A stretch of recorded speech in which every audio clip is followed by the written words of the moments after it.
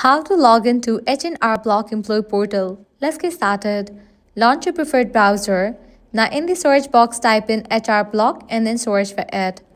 Different website links will appear. Navigate to the very first one website option, www.hrblock.com. You will be directed to the official website of it. Now click on three bars. Navigate to the option Sign In. Now you will be directed to the login page. Go ahead and provide your credential. Type in the username, email or the phone. I'm gonna type in the email address. Then click on Continue.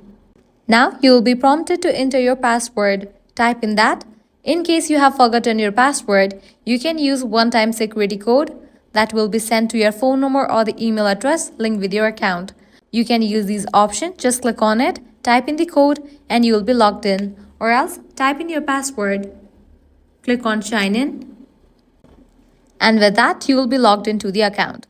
So this way you are able to log into H&R Block employee portal.